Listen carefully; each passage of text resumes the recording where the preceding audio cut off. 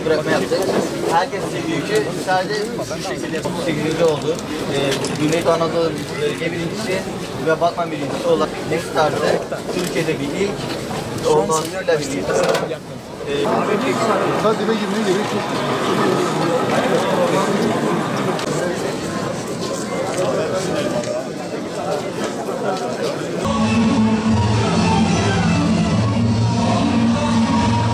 Tanıtım Bürosu, Necat Nasıroğlu Eğitim ve Kültür Vakfı Başkanı Sayın Hatice Nasıroğlu kendi ürettiği, gerekse de farklı kurum ve kuruluşlarla işbirliği yaparak yürüttüğü kurum. Eğer servet faydalıysa kutsaldır.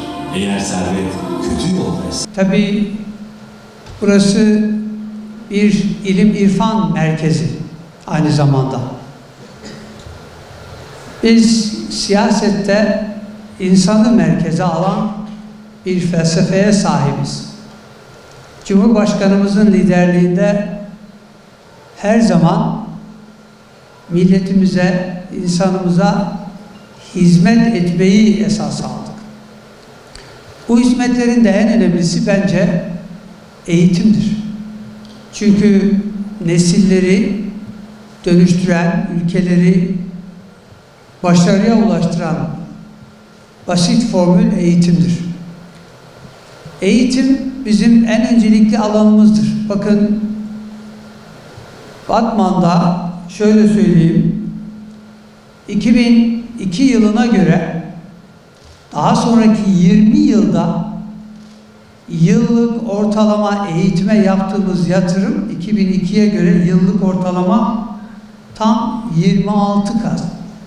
Yani son 20 yılın ortalamasını alın, eğitime yaptığımız yatırımlar 2002 yılına göre 26 kat fazla, yıllık fazla. Burada bugün çok başarılı bir üniversitemiz var. Değerli rektörümüz burada. Yaklaşık 16-17 bin öğrencisi var. Bu çok önemli bir üretim üssü. Evet, bilim üretim üssü. Ama okul öncesinden ta doktora derecesine kadar burada bu imkanlar Batmanlı hemşehrilerimizin hizmetine hükümetlerimiz döneminde sunuldu. Sordum ben, mesela öğrencilerimize ne kadar kitap dağıttık diye. 35 milyon kitap dağıtılmış bu eğitim desteği babında. Onun için kitap fuarına ilgi sürpriz olmasın gerek. Tabii eğitimle birlikte sağlık da bizim için önemli. Bugün gelmişken sağlıkta da aslında yaptıklarımızı hatırlatmakta fayda görüyorum. Sağlıkta gerçekten Batman yine son 20 yılda önceki 70-80 yılda yapılanın kat ve kat üstünde yatırım yaptı. Şunu söyleyebilirim, 2002'ye göre son 20 yılda yıllık ortalama yatırım miktarı 39 kat. Gerçekten çok ciddi bir yatırım hamlesi var. Burada özellikle uzman doktor sayısı 14 kat artırılmış. Çok ciddi bir kapasite oluşmuş. Hastane sayısı 2'ye katlanmış ama özel sektörün de önünü açtığımız için çok ciddi bir kapasite oluşmuş. Burası sağlıkta da önemli bir üs, eğitimde olduğu gibi o hale gelmiş. Ve çok iyi hatırlıyorum. Geçmiş yıllardan işte Batman'da 2002 yılında sadece 2 tane ambulans varmış. Bugün çok şükür her ilçemizde, Batman merkezinde bile bugün 40'ın üstünde ambulanstan bahsediyoruz. Dolayısıyla sağlıkta da her noktada çok ciddi, çok güçlü bir hizmet var. Bu da bizim en büyük, en önceliklendirdiğimiz bir alan. Değerli Bakanımız, Ulaştırma Bakanımız tabii ki ulaşım konusuna girmediler. Ama şunu söyleyebilirim, gerçekten gelir gelmez Batman'ın bütün ulaşım altyapısını masaya yatırdılar. Kendi liderliğinde, bütün ekibi de burada. birçok projeyi konuşma fırsatımız oldu. Şimdi eğer bir şehirde altyapı iyiyse, güçlü teşvikler varsa, bir de girişimcilik ruhu varsa, o zaman o şehir mutlaka çok ileriye, ülke refahına katkıda bulunacak şekilde ülkenin taşınmasına faydası oluyor, katkısı büyük oluyor. Ben Batman'ı Türkiye'nin yeni yüzyılında en önemli büyüme motorlarından biri olarak görüyorum. Çünkü Batman'da muazzam bir girişimcilik ruhu var. Güneydoğu Anadolu'da muhtemelen Gaziantep'ten sonra en güçlü girişimcilik ruhunun olduğu bir ilimiz. Ve o nedenle nüfus çok hızlı artıyor. Yakında büyük şehir olursa hiç şaşırmamak lazım. Çünkü gerçekten muazzam bir dinamizm var. Burada Ulaştırma Bakanlarımıza gerçekten teşekkür ediyorum. Değerli bakanımıza tabii ki ama önceki Ulaştırma Bakanlarımıza. Çünkü altyapı anlamında birçok sorun çözülmüş durumda. Bugün demiryolu hattımız var. Karayolu bağlantılarımız güçlü. Havaalanımız gerçekten yani bütün bu donanımlarıyla, altyapısıyla Batman üretime hazır. Tabii üretime hazır derken şunu vurgulamak lazım. Bizden önceki hükümetler buraya bir organize sanayi bölgesi kurmuşlar. Allah kendilerinden razı olsun. Fakat 2002 yılına kadar sadece 100 kişinin çalıştığı, bugünkü standartlarda fabrika der misiniz demez misiniz bilemem ama yani 2 tane üretim atölyesi var. Aslında bir tane un, bir tane de alçı küçük ölçekte. Bugün bu organize sanayi bölgesinde bırakın yer, şu anda biz birkaç organize sanayi bölgesini geliştirmekle meşgulüz.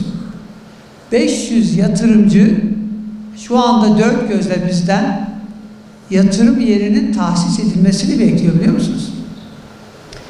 500 yatırımcı demek, 500 üretim atölyesi, 500 fabrika demek.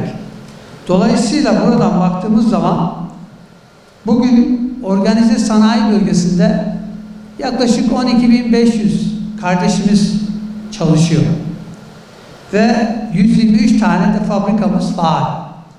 Ama şu anda inşası devam eden ve proje aşamasında olan fabrikalar var.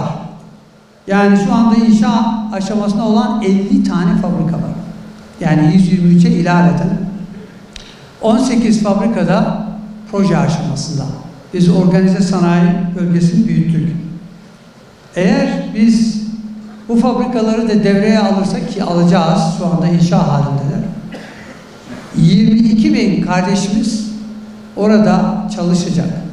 22.000 çalışan demek, buradaki ortalama hane büyüklüğünü dikkate alırsak 100.000 kişiye dokunmak demek. 100.000 kişiye iş ve aş demek. Nereden? Sanayiden. Ama nerede? Sadece organize sanayi bölgesinde. Tabii ki fabrikalar sadece organize sanayi bölgesine değiller. Çünkü biz tekstilde de çok büyük bir atılım içerisindeyiz, konfeksiyonda. Ve geçmişte biz birçok alanı buradaki girişimcilerimize üretim için açtık. Ve dolayısıyla bildiğim kadarıyla tekstilde de resmi ve kayıt dışı dahil olmak üzere 40.000 üzerinde çalışan var. 40.000 çalışan demek yine ortalama 4-5 kişiden hesaplarsanız Batman'da nüfusun büyük bir kesimine dokunuyor demek. Ama şunu bir düşünelim. Şu anda üzerinde çalıştığımız, geliştirdiğimiz organize sanayi bölgeleri devreye alırsak, ki 500 yatırımcının sıra beklediğini düşünürsek, 500 fabrika olduğunu düşünürsek, Batman çok önemli bir sanayi üssü olacak. Evet, Türkiye'nin önemli bir üretim üssü olacak. Biz bu sanayi üssünü limanlara nasıl bağlarız? Başka ülkelere daha rekabetçi bir çerçevede ürün sevkiyatını nasıl yaparız onu konuştuk. Biz büyük düşünüyoruz. Ufak kişisel konularla uğraşmıyoruz. Şimdi uzun bir süredir ilk defa Batman milletvekillerimiz bana işte onun bunun sorunuyla değil, ufak tefek sorunlarla değil, şehrin makro sorunlarıyla ilgili ziyarete geliyorlar. Bu Batman için büyük bir kazanım gerçekten. Onun için ben bunu çok değerli buluyorum. Batman tabii çok ciddi yatırımların devam ettiği, kamu yatırımlarının devam ettiği bir şehrimiz. Gelirken sordum ekibimize, şu anda devam eden yatırımların büyüklüğü ne kadar diye.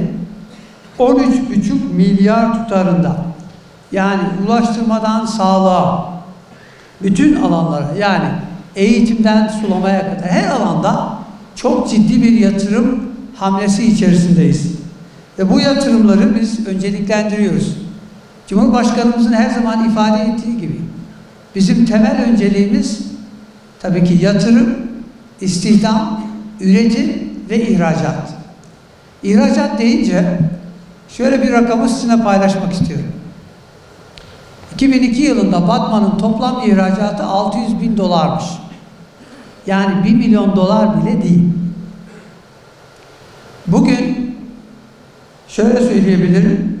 Son 12 ayda, yani Ekim ayından itibaren son 12 ayda ihracat 374 milyon dolara ulaşmış.